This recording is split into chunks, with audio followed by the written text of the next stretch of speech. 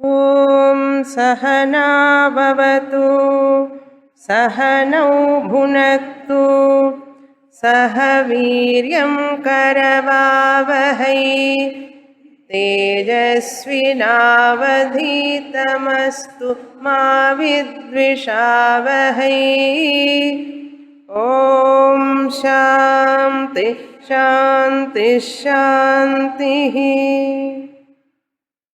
Brahmanandavalli 90వ page 9వ అనువాకం సైషానందస్య మీమాగం సా భవతి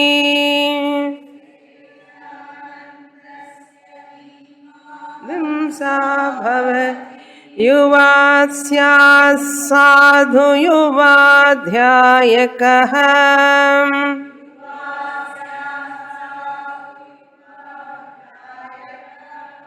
आशिष्ठो दृढिष्ठो बलिष्ठः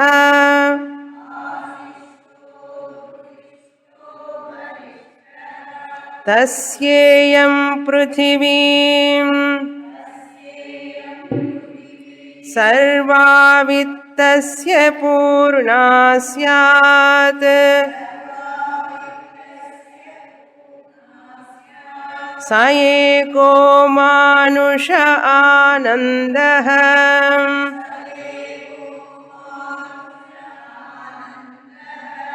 ते ये शतं मानुष आनन्दाः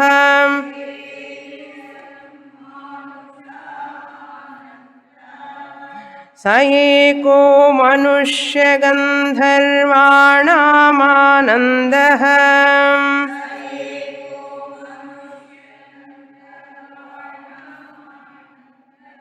श्रोत्रियस्य च कामः तस्य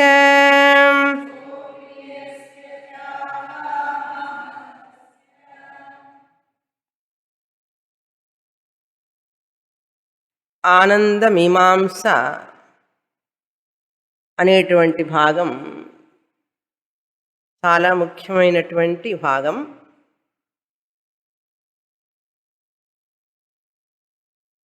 ఈ భాగంలో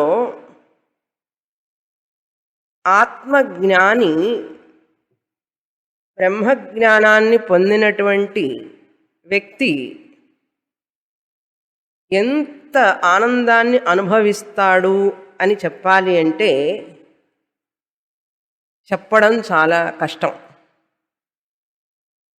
బ్రహ్మజ్ఞానాన్ని పొందిన వ్యక్తి అతని ఆనందం దేనితో పోల్చగలం అంటే దేనితోనూ పోల్చలేం. అంతటి ఆనందం అది. అది ఒక మాటలతో చెప్పగలిగినటువంటి ఆనందం కాదు. మరి ఎలా చెప్పాలి? ఉపనిషత్తు బ్రహ్మానందాన్ని పొందితే, నువ్వు బ్రహ్మజ్ఞానం పొందితే ఇంత ఆనందం నీకు లభిస్తుందని చెప్పాలి కదా మరి ఉపనిషత్తు.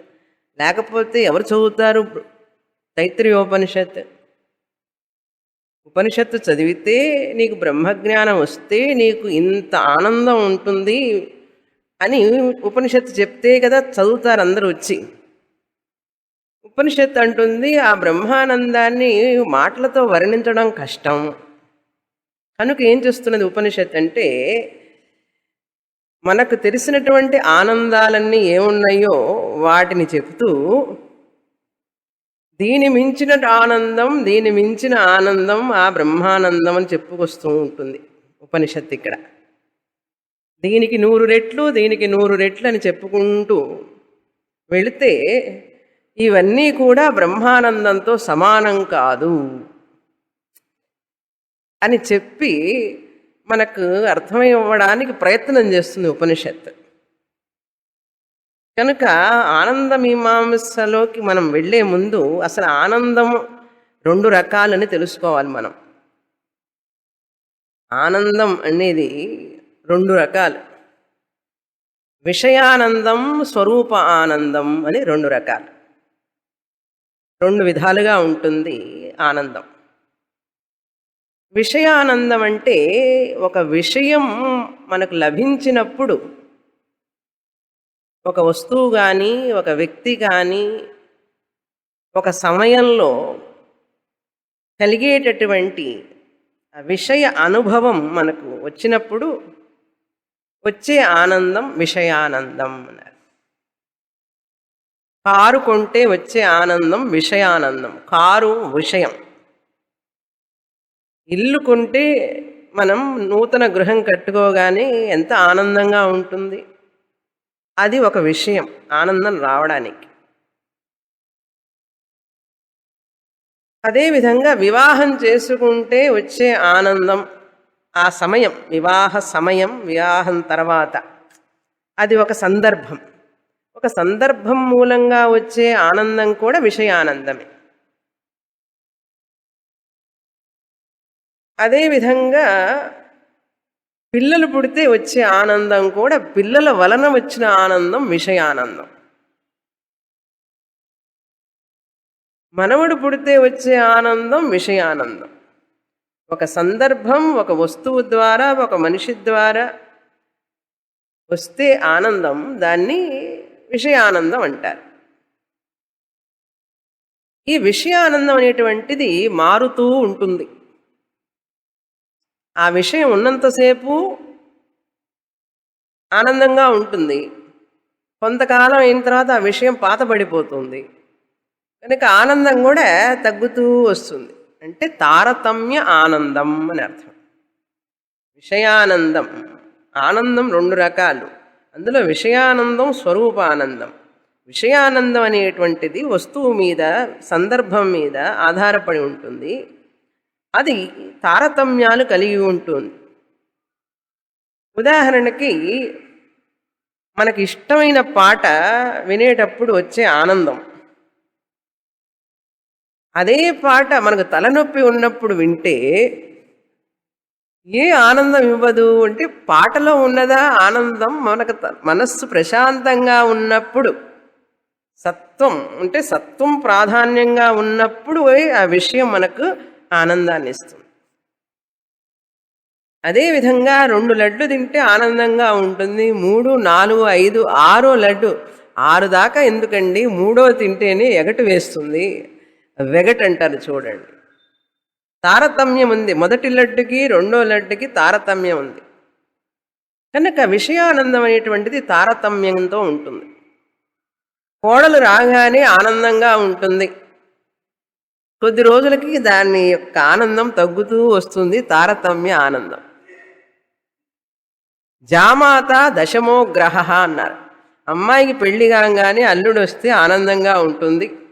తర్వాత తెలుస్తుంది ఆయన డిమాండ్ చేస్తూ ఉంటే అన్నీ.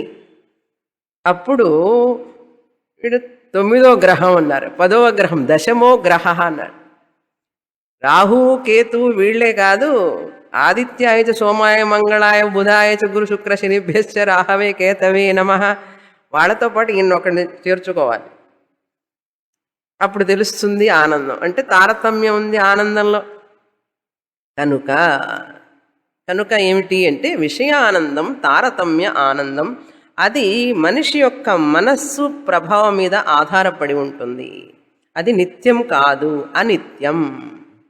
తారతమ్యం ఉన్నది, అనిత్యం కూడా, నిత్యంగా ఉండదు. అది మన అనుభవ విషయం, తెలుసు మనందరికీ. కనుక ఈ విషయానందం అనేటువంటిది ఒక దాని మీద ఆధారపడి ఉంటుంది. కనుక ఈ ప్రపంచంలో మనం అనుభవించే ఆనందాలన్నీ కూడా విషయానందమే. దీన్నే అనాత్మ ఆనందం అంటారు. విషయానందమే అనాత్మ ఆనందం. అవన్నీ కూడా ఆత్మ కాదు. కనుక ఆ అనాత్మ నుంచి వచ్చే ఆనందం అనాత్మానందం. ఆ ఆనందం ఎంతవరకు ఎలా ఉంటుందనే విషయాన్ని ఇక్కడ ఈ మంత్రం చెప్తోంది. ఈ భీషాస్మాదా ద్వాతః పవతే అదైన తర్వాత శైషానందస్య మీమాగంసా భవతి. స ఏషా ఆనంద, ఏ ఆనందమైతే ఉన్నదో దాని గురించి మీమాంస అంటే విచారణ. విచారణ ఏమిటా విచారణ? ఉదాహరణకి చెప్తున్నది ఉపనిషత్తు. యువా స్యాత్, ఒక యువకుడు ఉన్నాడు. సాధు యువ అన్నారు. మంచి సదాచారము కలిగినటువంటి వ్యక్తి, ఎటువంటి దురలవాట్లు లేకుండా ఉన్నటువంటి యువకుడు. యువ అధ్యాయక, బాగా చదువుకున్నటువంటి వాడు, విద్యను అభ్యసించినవాడు. అధ్యాయక అంటే అన్ని శాస్త్రాలు చదివినవాడు. ఆశిష్ట, దృఢిష్ట, బలిష్ట. దీనికి ఆత్మపురాణం నుంచి శంకరాచార్యుల వారు ఒక శ్లోకం చెప్తారు. యువాస్యా సాధు యువాధ్యాయక ఆశిష్టో దృఢిష్టో బలిష్ట తస్యేయం పృథివీ సర్వా విత్తస్య పూర్ణా స్యాత్ సయేకో మానుష ఆనంద. దీని మొత్తానికి ఆత్మపురాణం నుంచి కొన్ని శ్లోకాలు చెప్తారు, వివరణ అన్నమాట. ఏమిటంటే, యవ్వనేన అభిసంపన్న అన్నారు. బాగా సంపన్నుడై ఉన్నాడు, యవ్వనమే సంపన్నం. యవ్వనేన అభిసంపన్న రూప శీలాది సంయుత, మంచి రూపవంతుడై ఉన్నాడు, అందంగా ఉన్నాడు. శీలాది సంపద సంయుత, అందంగా ఉన్నంత మాత్రాన సరిపోదు, క్యారెక్టర్ శీలం కూడా ఉండాలి కదా. మంచి నడవడి కలిగి ఉన్నవాడు. సంయుత అంటే కలిగి ఉన్నవాడు. పురాణ న్యాయ మీమాంస ధర్మశాస్త్రాంగ మిశ్రిత, పురాణం చదువుకున్నాడు, రామాయణ భారత భాగవత ఇతిహాసాలన్నీ చదువుకున్నాడు, అష్టాదశ పురాణాలు చదువుకున్నాడు, న్యాయ లాజిక్ తర్కం కూడా చదువుకున్నాడు, మీమాంసా శాస్త్రం కూడా చదువుకున్నాడు, ధర్మశాస్త్రము చదువుకున్నాడు, ఈ అంగాలన్నీ చదువుకున్నాడు. వేదాహ స్థానాని విద్యానాం ధర్మస్య చ చతుర్దశ, 4 వేదాలు చదువుకున్నాడు. శిక్షా, కల్పం, వ్యాకరణం, నిరుక్తం, ఛందస్సు, జ్యోతిషం, ఋగ్వేదం, యజుర్వేదం, సామవేదం, అథర్వణ వేదం, ఈ అన్ని అంగాలు వేదాలు చదువుకున్నవాడు. చతుర్దశ విద్యలు అంటారు వీటిని. వేదాలు 4, 6 అంగాలు, పురాణ ఇతిహాసాలు మొత్తం ధర్మశాస్త్రం కలిపితే 14. చతుర్దశ అన్ని చదువుకున్నవాడు. తర్వాత సర్వాణి ఏతాని అధీయాన ఊహాపోహ విశారద అన్నాడు. ఇవన్నీ చదువుకోవడమే కాకుండా వాటిట్లో ఉన్నటువంటి ఏ విషయాన్ని తీసుకోవాలి, ఏ విషయాన్ని వదిలిపెట్టాలి, ఊహ అపోహ, తనకంటూ సొంత ఆలోచన కలిగిన వాడు అని అర్థం. కొంతమంది చదువుకున్న తర్వాత కూడా వాళ్ళకి ఏమి తెలియదు, ఏది ఇందులో తాత్పర్యం ఏంటి తెలియదు. కానీ ఈ వ్యక్తి యువకుడు చదువుకున్నవాడే కాదు, ఊహ అపోహ విశారద అన్నారు. అంతేకాదు మాత్ర పిత్ర తథా ఆచార్యై శిక్షిత వినయాన్విత. ఊహించండి ఒక వ్యక్తిని ఇట్లా, తల్లి తండ్రి చేత బాగా శిక్షణ పొందినవాడు, తల్లిదండ్రుల వారి యొక్క అనుసరణలో ఉన్నవాడు అని అర్థం. వారు చెప్పినట్లుగా విని వారి కనుసన్నలలో మెనిగినవాడు అని అర్థం. మాత్రా పిత్ర, అంతేకాదు ఆచార్యై, గురువుగారు చెప్పిన మాట కూడా విన్నవాడు. తల్లి తండ్రి గురువు, ఈ ముగ్గురు యొక్క గైడెన్స్ అన్నమాట ఉన్న వ్యక్తి. శిక్షిత అంటే శిక్షణ పొందినవాడు. తల్లి మొదటి గురువు, తండ్రి రెండవ గురువు, గురువు మూడవ గురువు. కనుక వీరందరి నుంచి శిక్షణ పొందడం వల్ల ఏం కలిగి ఉన్నాడు? వినయ అన్విత, వినయాన్ని కలిగి ఉన్నాడు. విద్యా దదాతి వినయం వినయాత్ పాత్రతాం, వినయం నిచ్చేదే విద్య. వినయాన్ని ఇవ్వనటువంటి విద్య విద్యయే కాదు. కనుక ఇప్పుడు మన పిల్లలకు వినయంతో ఉన్నారు అంటే వాళ్ళు సరి అయిన విద్య చదువుతున్నారు అని అర్థం. వినయం లేదనుకోండి, పెద్దల యందు గౌరవం, నమస్కారం చేయడం, వాళ్ళు వచ్చినప్పుడు నిల్చోవడం, ఇటువంటివన్నీ లేకపోతే ఏమిటి, వాళ్ళు విద్య లేనట్లే.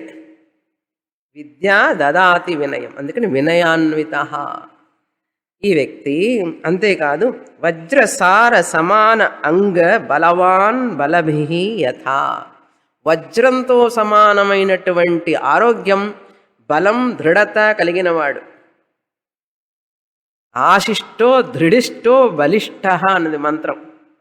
దానికి శంకరాచార్య వారు భాష్యంలో ఈ శ్లోకం చెప్తున్నారు.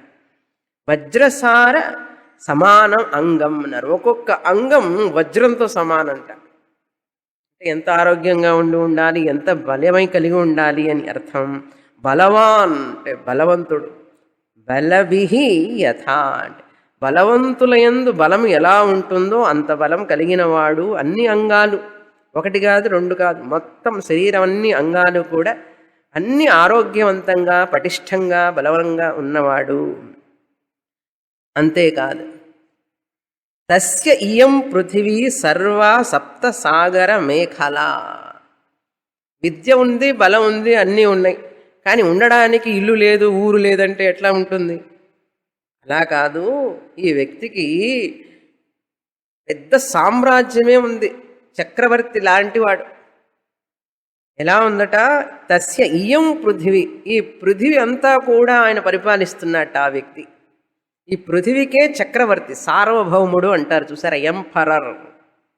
పృథివీ మొత్తానికి పరిపాలకుడు అన్నారు. పృథివీ సర్వా సప్త సాగర మేఖల అన్నారు. అంతటా తనే పరిపాలిస్తూ ఉన్నాడు అనుకోండి. ఉదాహరణకి చెప్తున్నా, అంతటి సంపత్తి మేఖల సర్వై విత్తైశ్చ సంపూర్ణ, అన్ని రకాలైనటువంటి సంపదలు ఉన్నాయి అతనికి. భూ సంపద, ధన సంపద, స్వర్ణ సంపద, అన్ని సంపదలు అంటే అనేక రకాలు ఉన్నాయి కదండి.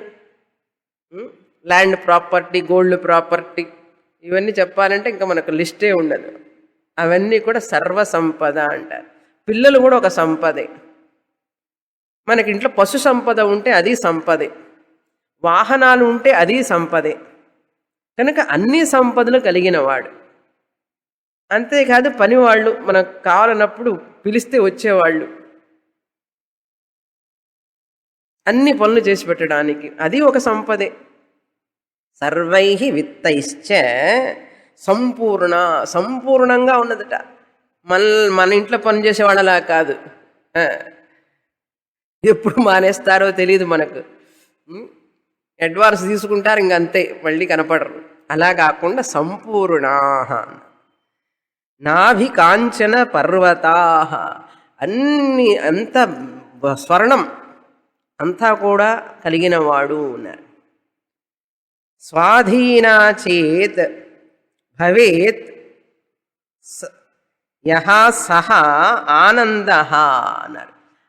ఇవన్నీ స్వాధీనంలో ఉన్నవాడు, అతనికి ఎంత ఆనందం ఉంటుంది అంటే ఉపనిషత్తు చెప్తోంది, ఆత్మపురాణం చెప్తోంది. ఒక మనిషి ఆనందం అది. ఉదాహరణకి చెప్తుంది, అది ఒక మనిషి ఆనందం, అంతే కదా.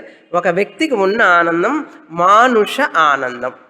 ఇది మనుష్యుడి యొక్క ఆనందం, మనుష్యానందం అన్నారు.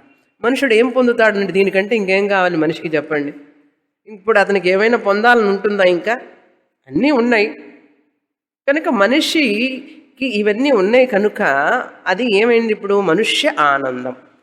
వీటన్నిటి ఈ సంపదల వల్ల వచ్చిన ఆనందం ఒక వ్యక్తికి, మనుష్యుడికి, దీన్ని ఏమంటాం మనం? మనుష్యానందం. స ఏకః మనుష్య ఆనంద. ఇక్కడి నుంచి మొదలవుతుంది. ఇప్పుడు ఈ ఒక మనిషి ఆనందం, ఒక వ్యక్తి ఆనందం, ఆశిష్ట దృఢిష్ట వరిష్ట తస్యైష పూర్వ విత్తస్య పూర్ణా స్యాత్. ఇవన్నీ ఉన్న వ్యక్తి ఒక మనుష్య ఆనందం. ఇక్కడ 3 పోలికలు చేస్తున్నారు. ఒక జ్ఞాని ఆనందం, మనుష్య ఆనందం, ఈ మనుష్య ఆనందాన్ని మించిన ఆనందం. 3 రకాలుగా మనం చూసుకుంటూ వెళ్ళాలి. ఇప్పుడు ఇందులో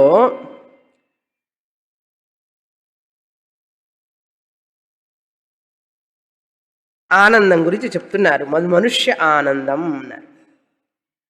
సర్వా పృథివీ విత్తస్య పూర్ణా స్యాత్ అని చెప్పిన తర్వాత మనుష్య ఆనందం అని చెప్పిన తర్వాత మంత్రంలో చూడండి, అధ్యాయక సాధుయువ అన్నారు. విలువలతో కూడినటువంటి యువకుడు. అధ్యాయక అంటే లౌకిక శాస్త్రీయ విద్యలను నేర్చుకున్నవాడు అధ్యాయక. ఇప్పుడు మన మంత్రానికి వచ్చాను. ఆత్మపురాణంలో చెప్పిన శ్లోకం అయిపోయింది. ఈ మంత్రంలో ఉన్నదే ఆత్మపురాణంలో చెప్పబడింది. ఓకే, ఇప్పుడు అధ్యాయక అని అంటే లౌకిక శాస్త్రీయ సంపద, పరావిద్య అపరావిద్య చదువుకున్నవాడు. ఆశిష్ట అంటే ఆశు అంటే శీఘ్రం అని అర్థం. ఏకసంతగ్రాహి అని అర్థం. ఆశిష్ట మీన్స్ ఏకసంతగ్రాహి. ఆశు ఆశీయాన్ ఆశిష్ట అంటే బాగా తెలియగలిగిన వాడు అని అర్థం. బుద్ధిమంతుడు అంటారు చూసారా, అది. దృఢిష్ట అంటే విల్ పవర్ కలిగిన వాడు. మనస్సులో అనుకున్నాడు అంటే అది చేస్తాడనమాట. దృఢిష్ట. ఒక నిర్ణయం తీసుకుంటే ఆ నిర్ణయానికి తగినట్లుగా ఆ పనిని చెయ్యడానికి సాహసంతో ముందుకు నడిచేవాడు అని అర్థం. దృఢిష్ట. బలిష్ట శారీరకంగా మానసికంగా, అంటే బాహ్య సంపద ఆంతర సంపద. మన వాళ్ళు అందుకే అంటారు హెల్త్ ఈజ్ వెల్త్ అంటారు చూసారా. బాహ్యం సంపద ఉన్నప్పటికీ కూడా మనశ్శాంతి లేకపోతే ఆ వ్యక్తి ఆనందంగా ఉండగలడా? ఉండలేడు. కనుక బాహ్యమైనటువంటి శారీరకమైనటువంటి సంపద అంటే ఆరోగ్యం, మానసికమైనటువంటి ప్రశాంతమైనటువంటి మనస్సు కలిగి ఉండడం వల్ల ఆనందం. కనుక ఈ రెండు కలిగిన వాడు బలిష్ట అని అర్థం. కనుక మనకుండే బలం కండబలం కాదు, అది నిజమైన బలం కాదు. నిజమైన బలం మానసిక బలం. కనుక మానసిక బలం ఉంటే శారీరక బలం కూడా వస్తుంది. శారీరక బలం ఉన్నంత మాత్రాన మానసిక బలం వస్తుందని చెప్పలేం. అందుకని కొంతమంది చూడటానికి స్ట్రాంగ్గా ఉంటారు, ఏ పని చేయలేరు. కారణం ఏమిటంటే మానసికమైనటువంటి బలం లేదు వారికి. ఈ వ్యక్తి అలా కాదు, మానసికమైనటువంటి బలం కలిగినవాడు. స్యాత్ సపోజ్ అంటే ఒకవేళ అటువంటి వ్యక్తి ఉన్నాడే అనుకోండి.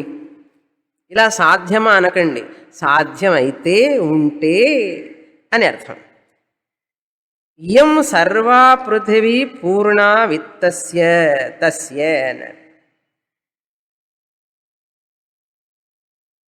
విత్తస్య అంటే విత్తేన అంటే ధనము చేత. అన్ని రిసోర్సెస్ అన్నమాట, అన్ని ఆధారాలు ఆయనకు ఉంటాయి. వెల్త్ సంపదకి సంపాదించాల్సినటువంటి అన్ని అతని చేతిలోనే ఉంటాయి అనుకోండి. ఎవరికి దగ్గర మినిస్టర్ దగ్గరికి వెళ్ళక్కర్లేదు, ఎవరి పర్మిషను అక్కర్లేదు. అంతటి సంపత్తి కలిగిన వాడు. పూర్ణ విత్తేన, పూర్ణా విత్తేన పృథివీ. అంతేగాని ఎక్కడో ఆఫ్ఘనిస్తాన్లోనో ఆఫ్రికాలోనో ఎక్కడ తిండే దొరకని చోట ఉంటే ఏం ప్రయోజనం కదా. ల్యాండ్ ఉన్నదండి మాకు కూడా, బంజరు భూములు అంటారు చూసారా, బ్యారెల్ ల్యాండ్. అట్లాంటి భూమి ఉంటే ఏం సంపద అండి అది. కనుక అందుకని పూర్ణ విత్తేన అన్నారు. పృథివీ బంజరు భూమి మంచిది, వేరే భూమి ఏమిటది ఊషర భూములు. ఊషర భూములు బంజర భూములు మంచి, కరెక్టే. అదే చెప్పేటప్పుడే అనుమానం వచ్చింది నాకు. బంజర భూములైతే పర్వాలేదు, ఊషర భూములైతే, ఎడారి లాంటి భూములైతే ఏం ప్రయోజనం. అలా కాదు, సస్యశ్యామలమైనటువంటి భూములతో కలిగినటువంటి పృథివీ అన్నారు. అందుకని పూర్ణ విత్తస్య, ఇవన్నీ చాలా ఇంపార్టెంట్. ఇది ఒక మనుష్య ఆనందం అని చెప్పబోతున్నారు తర్వాత. పూర్ణ విత్తస్య విత్తేన పృథివీ, సర్వా పృథివీ. Not 1000 square feet, 2000 square feet, లేకపోతే 1 గ్రౌండ్ 2 గ్రౌండ్స్, మ్యాక్సిమం 10 acres. అట్లా కాదు, సర్వా పృథివీ అన్నారు. తస్య అతను కలిగి ఉంటే సహా ఏకః మానుషః ఆనందః. సహ అంటే ఆ సామ్రాట్, ఆ చక్రవర్తి, అతని ఆనందం, అతను అనుభవించే ఆనందం ఒక మనుష్య ఆనందం అన్నాం. ఇది స్టెప్ నెంబర్ 1. ఇట్లా 11 గ్రడేషన్స్ రాబోతున్నాయి. అంటే అప్పర్ లెవెల్ పైకి అనమాట. మనుష్య ఆనందం స్టాండర్డ్ అంటారు చూసారా, ఒక స్కేల్ తీసుకుంటాం, ఎలా అయితే స్టాండర్డ్ అంటాం. ఇంచెస్, అంగుళాలు ఇవన్నీ చూడటానికి స్కేల్. అలాగే మీటర్, బద్ద అంటారు చూసారా, కొలమానం. ఇప్పుడు ఇక్కడ కొలమానం మనం ఒక మనుష్య ఆనందం, 1 యూనిట్ ఆఫ్ ఆనంద అంటారు ఇంగ్లీష్లో. 1 యూనిట్ ఆఫ్ ఆనంద కొలమానం. తర్వాత రెండో ఆనందం తేయే శతం మానుష ఆనందా. ఇటువంటి ఒక మనుష్య ఆనందం 100 అంటే 2 సున్నాలు పక్కన పెట్టారనుకోండి, 100 వంతులు ఎక్స్ట్రా ఉంటే తేయే శతం మానుష ఆనందా స ఏకః మనుష్య గంధర్వాణం ఆనంద అన్నారు. అంటే 100 రెట్లు ఈ ఆనందం, ఒక మనుష్య ఆనందానికి 100 రెట్లు ఆనందం. నెక్స్ట్ సెకండ్ ఆనందం అన్నమాట, గ్రడేషన్. ఈ ఆనందం చాలా తక్కువ అండి, దీనికి 100 రెట్లు ఆనందం. మానుష ఆనందానికి 100 రెట్ల ఆనందం మనుష్య గంధర్వాణం ఆనంద అన్నారు. మనుష్య ఆనందం ఏదైతే ఇంతవరకు చెప్పామో, మనుష్య గంధర్వుల ఆనందం దీనికి 100 రెట్లు. అర్థమైందా? ఒక మనుష్య ఆనందం ఇంతవరకు వింటూ ఉన్నాం. ఈ మనుష్య ఆనందాన్ని 100 వంతులు పెంచండి, మల్టిప్లై చేయండి. ఏముంది, ఒకటి పక్కన 2 సున్నాలు పెడితే సరిపోతుంది. 100 వంతులు అయిందనుకోండి, అది ఏ ఆనందం అంటే మనుష్య గంధర్వ ఆనందం అన్నారు. అది మనుష్య గంధర్వ ఆనందం. అంటే ఒక మనుష్యానందానికి 100 రెట్లు అధికంగా ఉండేది మనుష్య గంధర్వ ఆనందం. ఈ మనుష్య గంధర్వ ఆనందం, ఆనంద అంటే ఒక మనుష్య గంధర్వ ఆనంద. ఒక మనుష్య ఆనంద 100 రెట్లు అధికం చేస్తే ఒక మనుష్య గంధర్వ ఆనందం. ఇప్పుడు ఇద్దరు వచ్చారు కదా, ఒక మనుష్య ఆనందం, ఒక మనుష్య గంధర్వ ఆనందం. శ్రోత్రియస్య చ అకామః తస్య. ఈ మనుష్యానందం మనుష్య గంధర్వ 100 రెట్లు మనుష్య గంధర్వ ఆనందం శ్రోత్రియుడైనటువంటి అకామహతుడైనటువంటి బ్రహ్మజ్ఞానికి ఉంటుందట. అంత ఆనందం బ్రహ్మజ్ఞానాన్ని పొందినటువంటి వానికి 100 రెట్ల మనుష్య గంధర్వ ఆనందం ఉంటుందట. ఒక మనుష్య ఆనందం కాదండి, 100 రెట్లు ఒక మనుష్య గంధర్వ ఆనందం అన్నమాట. అంటే 100 రెట్లు ఒక మనుష్య ఆనందానికి 100 రెట్లు ఆనందం ఎవరికి ఉంటుందంటే బ్రహ్మజ్ఞానాన్ని పొందిన వాడికి ఉంటుంది. ఎవరు అతనంటే శ్రోత్రియస్య చ అన్నారు. శ్రోత్రియ అంటే వేదార్థాన్ని తెలుసుకున్నవాడు. ఉపనిషత్తులు, భగవద్గీత, బ్రహ్మసూత్రం, ప్రకటన గ్రంథాలు అన్నీ చదివి జ్ఞానాన్ని పొందిన వ్యక్తి శ్రోత్రియ. అంతేగాని ఊరికే పారాయణం చదువుకున్నవాడు కాదు. ఋగ్వేది, యజుర్వేది, సామవేది అయినంత మాత్రాన వాళ్ళు జ్ఞానులు కాలేరు. అందుకనే శ్రోత్రి అని చెప్పిన తర్వాత అకామహతస్య అన్నారు. ఇక్కడ అకామహత అంటే ఏమిటి? కామము చేత బాధింపబడని వాడు అని అర్థం. హత అంటే చంపబడని వాడు అని అర్థం. యాక్చువల్గా అంటే కామము చేత బాధింపబడని వాడు, కొట్టబడని వాడు అని అర్థం. Not carried away by any worldly desires అంటారు. అకామహతస్య అంటే విరాగి అని అర్థం. వైరాగ్యము కలిగినవాడు. శ్రోత్రి అంటే వివేకము కలిగినవాడు. శంకరాచార్యుల వారు చెప్తారు, సదాచారం అకామత్వం, అకామహతత్వం, శ్రోత్రియత్వం, ఇవన్నీ ఉండాలి. ఈ మూడు ఉన్నవాడు. సదాచారం కూడా ఉండాలి, మంచి నడవడిక ఉండాలి. ఈ మూడు కలిగిన వాడు అకామహతస్య, అతనికి ఉంటుందట ఈ ఆనందం. ఇలా వైరాగ్యం కలిగిన వాడు ఆనందాన్ని రెండు విధాలుగా పొందవచ్చు. ఆ విషయాన్ని పొంది ఆనందాన్ని పొందడం ప్రతిబింబ ఆనందం అన్నాం. విషయానందమే ప్రతిబింబ ఆనందం. విషయాన్ని పొందిన తర్వాత వచ్చే ఆనందం విషయానందం, ప్రతిబింబ ఆనందం. అది ఒక రకంగా మనిషి తృప్తి పొందుతాడు ఆ విషయాన్ని పొంది. రెండో విధంగా ఆనందం పొందడం ఎలా అంటే, ఆ విషయాన్ని పొందక ముందే ఆ విషయం నాకు, ఆ అనుభవం నాకు అవసరం లేదు అని వైరాగ్యంతో ఎవరుంటారో అతను కూడా ఆనందం పొందుతాడట. ఎందుకంటే ఆ విషయంలో ఈ దోషాలు ఉన్నాయి, ఈ విషయం వల్ల నాకు వచ్చే ఆనందం శాశ్వతం కాదు, కనుక ఈ ఆనందాన్ని నేను పొందవలసిన పని లేదు నాకు అని ఎవరైతే వైరాగ్యంతో విరాగిగా నాకు అవసరం లేదు అని చెప్పి విడిచిపెడతాడో, షుగర్ ప్రాబ్లం ఉంటే రసగుల్లా విడిచిపెడతారు, గులాబ్ జామ్ విడిచిపెడతారు. అట్లా ప్రాబ్లం ఉండడం వల్ల విడిచిపెట్టడం కాదు. ఈ యొక్క విషయాలలో నిజంగా ఆనందం లేదు, అవి నాకు అవసరం లేదు అనేటువంటి వైరాగ్యం కలిగిన వాడు కూడా ఆనందంగా ఉంటాడట. ఇది శాస్త్రం చెప్తోంది, మనం నమ్మం అనుకోండి అట్లా. శాస్త్రం ఏం చెప్తోంది? ఒక వ్యక్తి విషయాన్ని అనుభవించే ఆనందం ఒక విరాగి కూడా, అంటే అది అవసరం లేదు నాకు అంటే వైరాగ్యంతో దాన్ని వదిలిపెట్టేవాడు కూడా ఆనందంగా ఉంటాడు. రెండు రకాల ఆనందం. ఎందుకండి ఇలా చెప్పారు రెండు రకాల ఆనందం అంటే, ఆ వ్యక్తి ఎందుకు వైరాగ్యంతో ఆ విషయాన్ని వదిలిపెట్టాడో తెలుసా? కొద్ది రోజుల తర్వాత ఆత్మానందాన్ని పొందడం కోసం. ఈ విషయానందాన్ని పొందే వ్యక్తి ఆత్మానందాన్ని పొందలేడు. ఈ విషయానందాల కోసం పాకులాడే వ్యక్తి ఈ విషయం తర్వాత మరొక విషయం, మరొక విషయం, మరొక విషయం కోసం వెంపర్లాడుతూ ఉండే వ్యక్తికి ఆత్మానందం లభించదు. ఈ విషయాలని ఎప్పుడైతే వదిలిపెడతాడో, వ్యక్తి త్యాగం చేస్తాడో, ఒక రోజుకి నాకు ఆత్మానందం లభిస్తుంది అనే దృష్టితో అతను వైరాగ్యం కలిగి ఉంటాడు. అది వైరాగ్యం అనేది ఆత్మానందానికి దారి తీస్తుంది ఒక రోజుకి.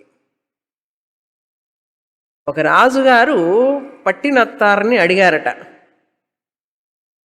నువ్వు అన్నీ వదిలిపెట్టావు, పట్టినత్తారు తెలుసు కదా, తమిళనాడులో చాలా ఫేమస్ పట్టినత్తార్. అన్నీ వదిలిపెట్టావు నువ్వు, నీకేమిటి లాభం ఇలా వదిలిపెట్టడం వల్ల? ఈ వైరాగ్యం వల్ల ఏది అక్కర్లేదు అనుకుంటున్నావు, నీకేమిటి ప్రయోజనం దీనివల్ల? నీకేం ఆనందం వస్తుంది దీనివల్ల అని అడిగాడట రాజుగారు పట్టినత్తారిని. అడిగితే పట్టినత్తారు గారు చెప్పారట ఆయన ఏమని, చాలా ప్రయోజనం ఉంది, త్యాగం చేయడం వల్ల నేను కుర్చీలో కూర్చున్నాను, నువ్వు త్యాగం చేయకుండా భోగాన్ని అనుభవిస్తున్నావు, నువ్వు నా ముందు నిల్చున్నావు అన్నాడు ఆయన. నేను కూర్చున్నాను, నువ్వు నిల్చున్నావు నా ముందు అన్నాడు. రాజుగారు చక్రవర్తి అయిన వాడు పట్టినత్తారు ఆయన కూర్చున్నారు సింహాసనంలో. పట్టినత్తారు వచ్చినప్పుడు రాజుగారు ఆహ్వానించి కూర్చోండి కూర్చోండి అని చెప్పి కూర్చోబెట్టాడు. ఎందుకంటే ఆయన త్యాగి కదా, కూర్చోబెట్టాడు. పట్టినత్తారు గారు కూర్చున్నారు, రాజుగారు నమస్కారం చేస్తూ నిల్చున్నారు. ఇది ప్రయోజనం అన్నాడు పట్టినత్తారు. నేను కూర్చున్నాను, మీరు నిల్చున్నారు. త్యాగం అనేది ఇలాంటి స్థితి, భోగం అనేటువంటిది అలాంటి స్థితి. త్యాగం చేసేవాడే ముందు భోగాన్ని అనుభవించేవాడు నిల్చుంటాడు అన్నాడు. అది ప్రయోజనం అన్నారట. రాజుగారికి అర్థం కావడానికి కొంచెంసేపు పడుతుంది, మనకు అర్థం కావడానికి చాలా టైం పడుతుంది. అర్థమైంది అనుకుంటాను. అదేవిధంగా శ్రోత్రియస్య చ అకామహతస్య అన్నారు. తర్వాత మూడవ మెట్టు. ఇప్పుడు ఒక మనుష్యానందం, ఒక మనుష్య గంధర్వాణం ఆనందం అయింది. అదేవిధంగా తేయే శతం మనుష్య గంధర్వాణం ఆనందాహ, అటువంటి మనుష్య గంధర్వులు 100 మంది ఉన్నారనుకోండి. ఆ 100 మంది మనుష్య గంధర్వుల ఆనందం ఒక దేవ గంధర్వాణం ఆనంద. చదవాలి. సరే. ते ये शतं मनुष्यगन्धर्वाणामानन्दाः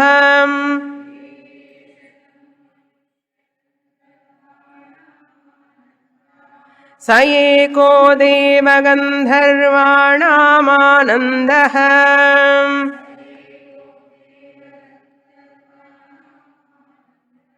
श्रोत्रियस्य च कामः तस्य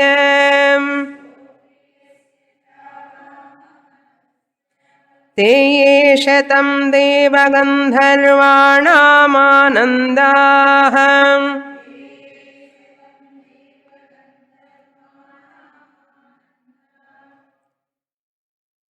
భోజనం చేసి 2 రోజులు అయిన తర్వాత ఎట్లా చదువుతారు అలా చదువుతున్నారు. కొంచెం పెద్దగా చదవండి. స ఏకః పితృణాం చిరలోకలోకానామానందః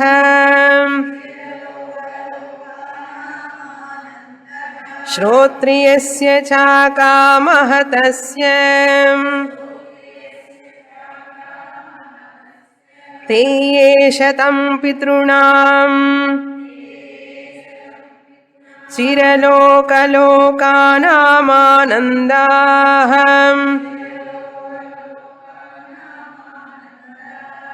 स एक आजानजानां देवानामानन्दः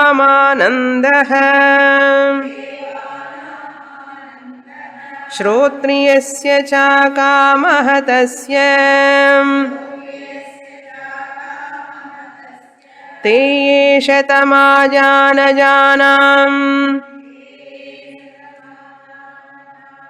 देवानामानन्दाः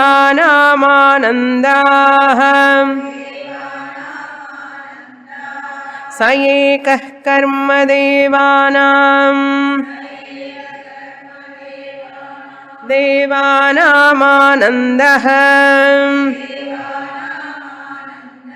एकर्मणा देवानपि यन्ति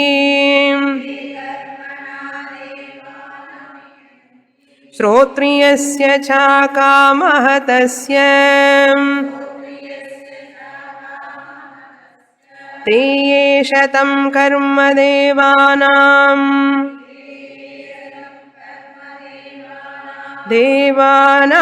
देवानामानन्दाः स एको देवानामानन्दः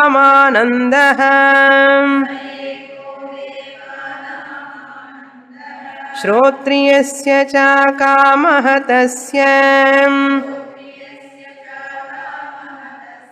ते ये शतं देवानामानन्दाः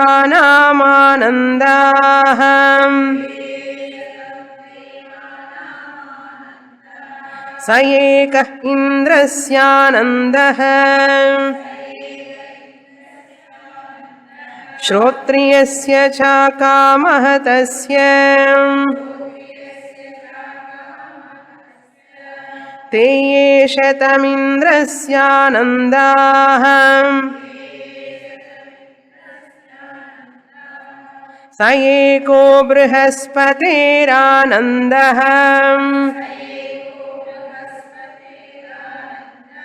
श्रोत्रियस्य च कामः तस्य ते ये शतं बृहस्पतेरानन्दाः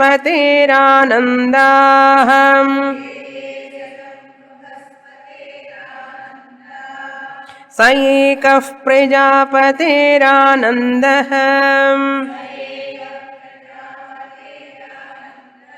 श्रोत्रियस्य च कामः तस्य ते ये शतं प्रजापतेरानन्दाः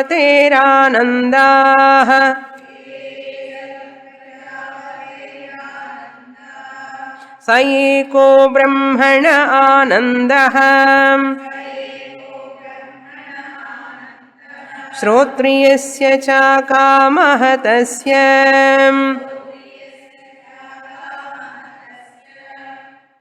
రెండు చోట్ల ప్రింటింగ్ తప్పులున్నాయి. 9:6లో తేయే శతం కర్మదేవానాం దేవానాం ఆనందాః మధ్యలో హకార ఉన్నది, అది కొట్టేసేయండి. హకార అవసరం లేదు. తర్వాత 9:7లో శ్రోత్రియస్య చ కామః తస్య, కా దీర్ఘం ఉండాలి, హ్రస్వం కాదు దీర్ఘం. శ్రోత్రియస్య చ అకామః తస్య.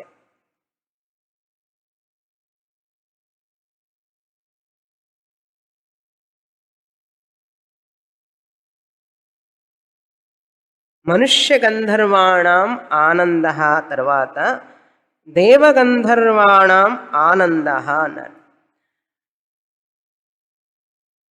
తేయే శతం మనుష్య గంధర్వాణం ఆనందాః అనేటువంటిది బహువచనం.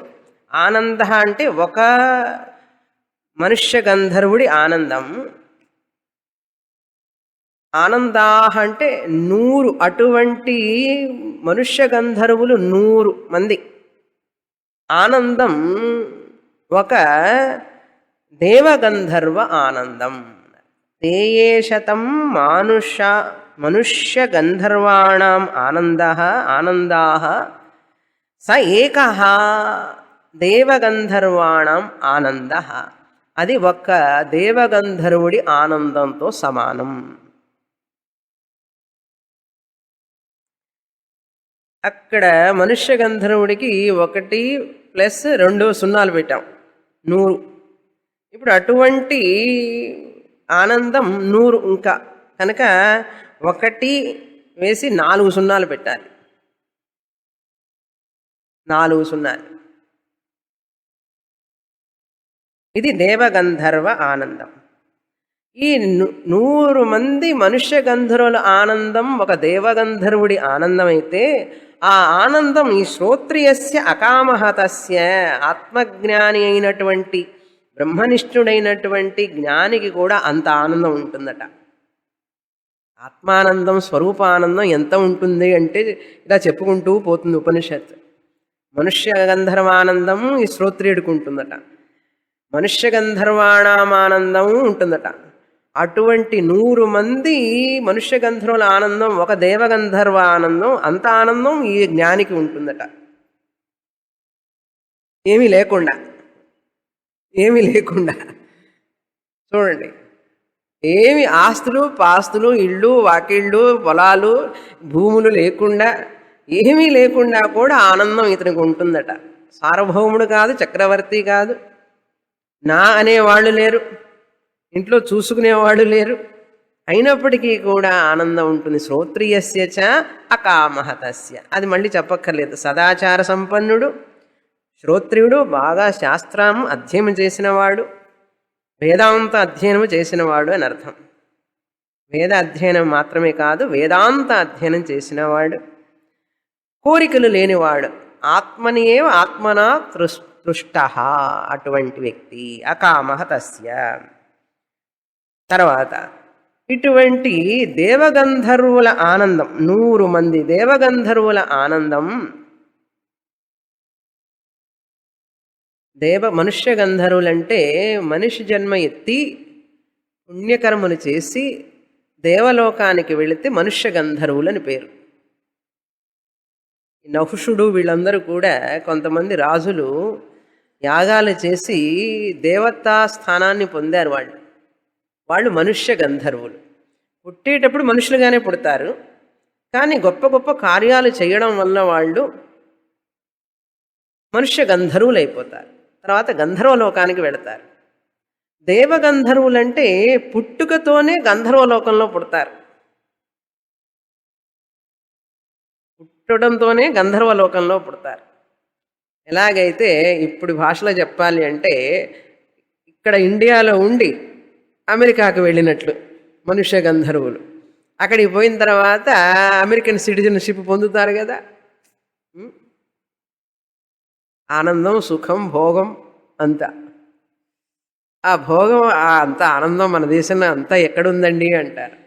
డాలర్స్. అదే అమెరికాలోనే పుట్టి ఆ సిటిజన్షిప్తోనే ఉన్నారనుకోండి, వాళ్ళు దేవగంధర్వులతో సమానం. ఉదాహరణకు చెప్తున్నాను. ఓకే. ఆ ఆనందం ఒక ఆనందమే కాదు, జ్ఞాని ఆనందం ముందు. భారతదేశంలో పుట్టినటువంటి ఒక ఋషి, ఒక యోగి, ఆత్మజ్ఞాని ఆనందం అమెరికన్ సిటిజన్షిప్ కానీ, పర్మనెంట్ సిటిజన్షిప్ కానీ ఇవన్నీ ఎందుకు పనికిరావు అని ఉపనిషత్తు చెప్తోంది, నేను చెప్పలేదండి. ఉపనిషత్తు అంటోంది. తేయే శతం దేవగంధర్వాణం ఆనందా, అటువంటి 100 దేవగంధర్వుల ఆనందం సహా పితృణాం చిరలోక లోకానాం ఆనంద. పితృలోకంలో చిరలోకమైనటువంటి పితృలు ఉంటారు చూసారా, వాళ్ళ పితృలోకవాసి, ఒక్క పితృలోకవాసి యొక్క ఆనందం 100 మంది దేవగంధర్వుల ఆనందంతో సమానం. అంటే 1 + 6 సున్నాలు, అంటే 2 2 యాడ్ చేసుకుంటూ పోవాలి. ఇది 4వ మెట్టు, గ్రడేషన్. గ్రడేషన్ అంటే క్రిందికి రావడం కాదు, ఆనందం పెరుగుతూ ఉన్నది, రేషియో 100 రెట్లు పెరుగుతూ ఉంటుంది. చిరలోక లోకానం అంటే, చిరలోకం అంటే శాశ్వత లోకం అని. ఏమండి పితృలోకం శాశ్వతమా అంటే కాదు, మనుష్యలోకంతో పోలిస్తే పితృలోకం శాశ్వతం. దీనికంటే ఎక్కువ దీర్ఘకాలం ఉంటుందని కనుక చిరకాలం అని పేరు. అంతేకాని ఏ లోకం శాశ్వతం కాదు. కొంతకాలానికి ఏ లోకమైనా సరే ప్రళయకాలంలో అన్నీ కాలగర్భంలో కలిసిపోతాయి. అంతటి ఆనందం, చిరలోక లోకానాం ఆనందం, పితృణాం ఆనందం, ఒక శ్రోత్రియస్య చ అకామః తస్య. శ్రోత్రియస్య చ కామః తస్య అని ఉంది. దాన్ని ఎట్లా సంధి చేయాలంటే, శ్రోత్రియస్య అంటే వేదాంత అధ్యయనం చేసిన వ్యక్తి, అతనికి అకామః తస్య, అదే వ్యక్తి ఎవరికైతే ఏ కోరికలు లేకుండా, ఏ కోరికల చేత కూడా తన మనస్సును బాధింపబడకుండా ఉంచుకుంటాడో జ్ఞానం వల్ల.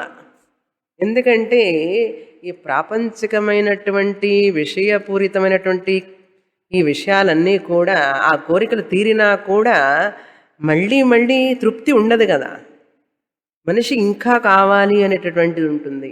తనకన పూర్ణత్వం, ఆనందం ఉండదు. ఎట్లాగైతే పూరి నూనెలో అది ఫుల్గా అయ్యే వరకు తిరుగుతూనే ఉంటుంది. అందుకని ఏ లోకానికి వెళ్ళినా కూడా ఆత్మజ్ఞానం వచ్చే వరకు మనిషికి పూర్ణత్వం రాదు. అందుకని ఆ పితృలోకంలో, చిరలోకమైనటువంటి పితృలోకంలో ఒక పితృదేవత 100 రెట్ల దేవగంధర్వాన్ని అనుభవిస్తున్నాడు. ఆ ఆనందం ఈ చెట్టు కింద కూర్చున్నటువంటి ఈ యొక్క సన్యాసికి ఉంటుంది అంటున్నది ఉపనిషత్. ఎందుకంటే ఇవన్నీ కూడా తన ఆత్మ అయినటువంటి తనయందే ఉన్నాయి అని ఆ శ్రోత్రియుడికి తెలుసు. అందుకని పొందడంలో ఆనందం లేదు, తాను ఆనంద స్వరూపం అని తెలుసుకోవడంలో ఆనందం ఉంది. విషయాలు వస్తే ఆనందం వచ్చేది కండిషనల్ ఆనంద. కానీ ఈ యొక్క శ్రోత్రియుడి యొక్క ఆనందం దేని మీద ఆధారపడి లేదు, తన స్వరూపం మీదనే ఆధారపడి ఉన్నది. అందుకని అతను అకామహతః శ్రోత్రియః సహ. అకామహతస్య శ్రోత్రియస్య చ, ఈ ఆనందం అతనికి ఉన్నది అంటుంది. తర్వాత 4 అయింది మెట్లు. 5వ మెట్టు ఇప్పుడు. తేయేషతం పితృణాం చిరలోకలోకానాం ఆనందాః, అటువంటి 100 మంది పితృలోకంలో ఉన్నటువంటి పితృలు దేవతలు ఉన్నారు కదా, అటువంటి 100 రెట్లు ఆనందం ఒక దేవానాం ఆజానజానాం ఆనందః అన్నారు.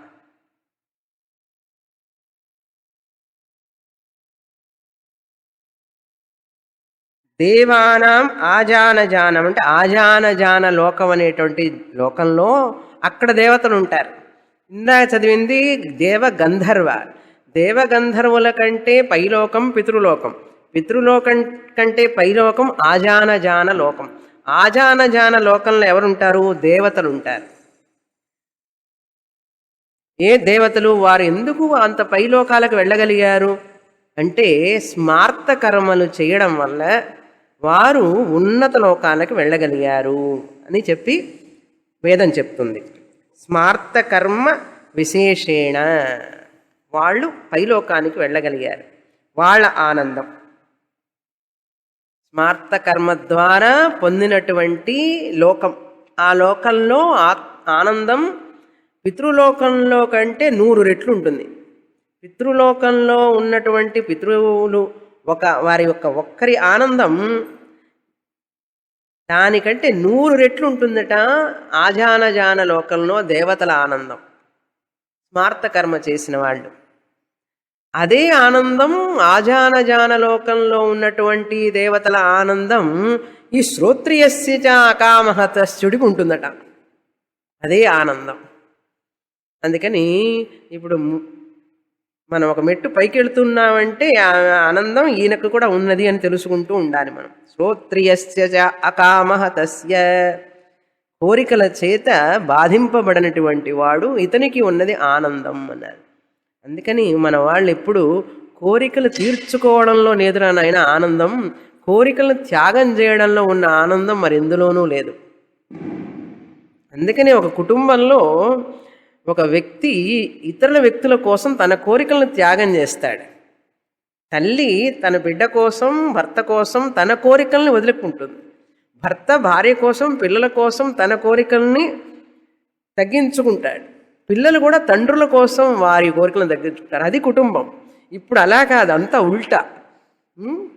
కోరికలను పెంచుకుంటూ ఉన్నా, నా కోరికలు తీర్చాలి, నువ్వు తీర్చినప్పుడే నేను నిన్ను ప్రేమిస్తాను, ఐ లవ్ యూ అన్నారు.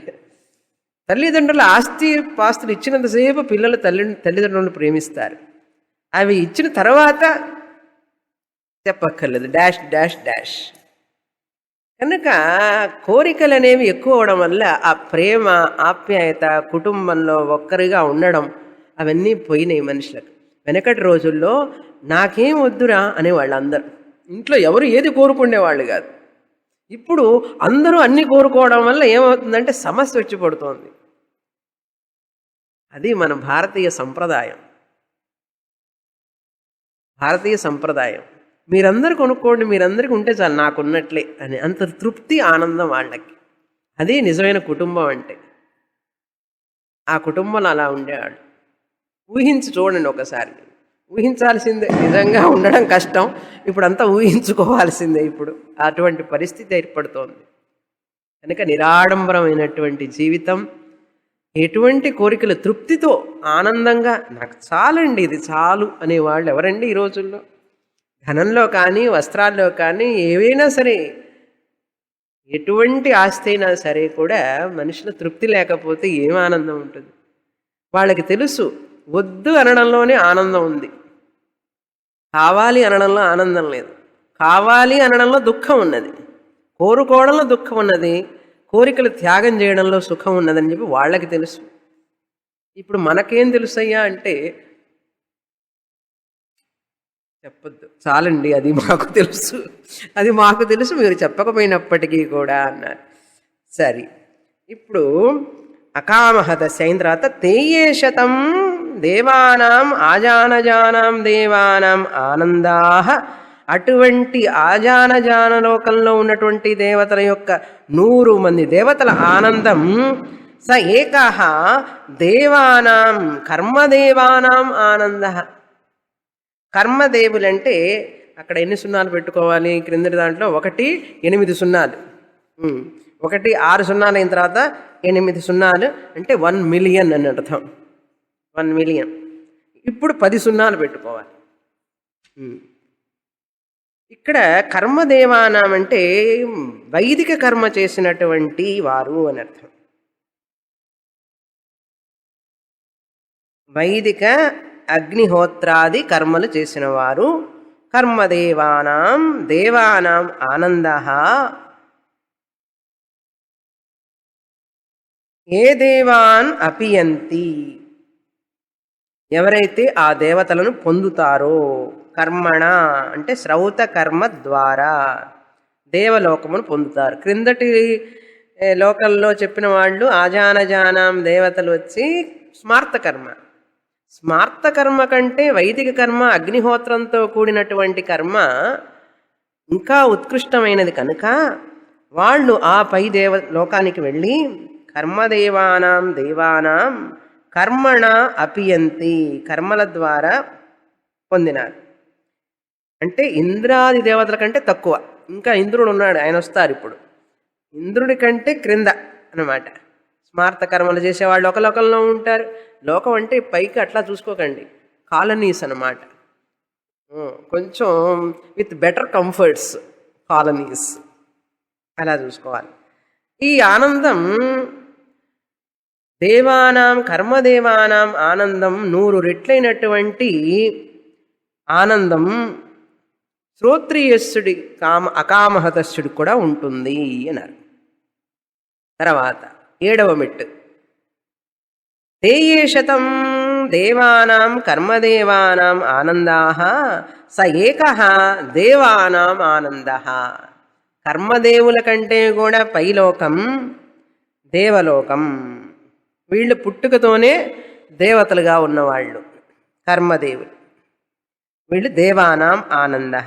వీళ్ళే నిజమైన దేవతలండి. అష్టవసువులు అంటారు చూడండి. అష్టవసువులు, 11 రుద్రులు, 12 ఆదిత్యులు, వీళ్ళందరూ కూడా పుట్టుకతోనే దేవతలు. ఈ ఆనందం శ్రోత్రియస్య చ అకామహతస్య అన్నారు. ఏమండి ఇది ఎప్పుడు ముగుస్తుంది, ఐదేదేనా అని అన్నారు. తర్వాత 8వ మెట్టు, ఆ దేవతల ఆనందం 100 మంది కలిపితే ఇంద్రుడి ఆనందం. ఒక ఇంద్రుడి యొక్క ఆనందం 100 మంది దేవతలని ఆనందం, ఒక ఇంద్రుడి ఆనందం. దేవతలకు రాజు ఇంద్రుడు. ఒకటి అక్కడ 1 12 సున్నాలు, దాని తర్వాత ఇప్పుడు 1 14 సున్నాలు పెట్టుకోవాలి. లెక్కంతా మీరు ఇంటికి వెళ్ళి వేసుకోండి. 14 సున్నాలు, మిలియన్స్ బిలియన్స్ దాటిపోతుంది. తర్వాత అకామహతస్య, ఈ జ్ఞానికి ఈ ఆనందం ఉంటుంది. ఇంద్రస్య ఆనందం, ఇంద్రుడి ఆనందం ఎంతో అంత ఆనందం. ఇంద్రుడు కూడా తక్కువేనండి. అలాంటి 100 ఇంద్రులు గనక ఆనందం అయితే బృహస్పతేరానంద, ఇంద్రుడి యొక్క గురువు బృహస్పతి, వాచస్పతి. వాచస్పతి అంటే వాక్కునకు పతి, వాచస్పతి విద్యాపతి, ఏక శరీర అభిమాని బృహస్పతి. ఆయనకి 1 16 సున్నాలు పెట్టుకోవాలి ఆయన ఆనందం. ఇంద్రుడికి 100 రెట్ల ఆనందం బృహస్పతి ఆనందం. అది శ్రోత్రియస్య అకామహతస్యుడికి ఉంటుందట ఆనందం.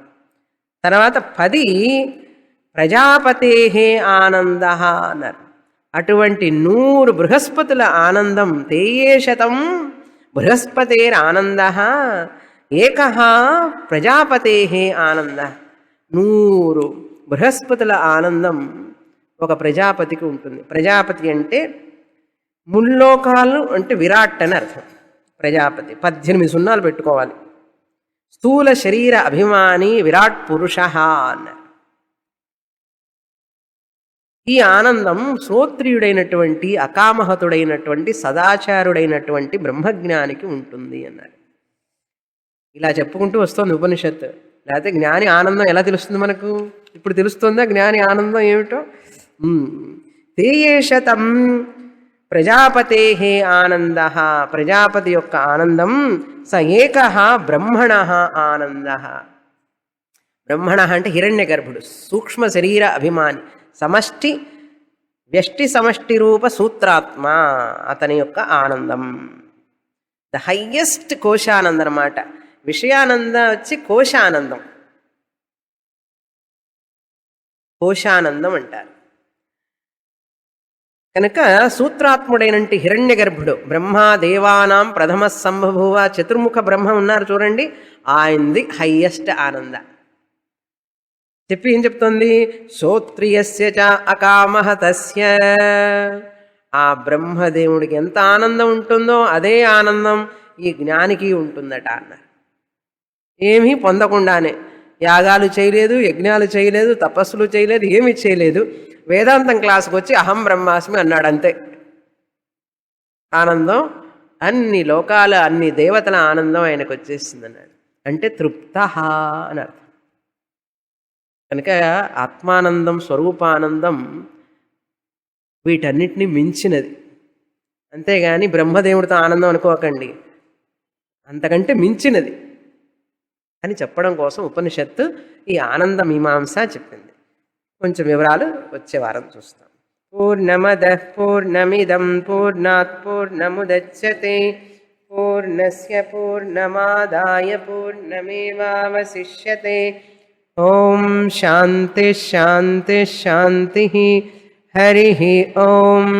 శ్రీ గురుభ్యో నమః. హరి ఓం.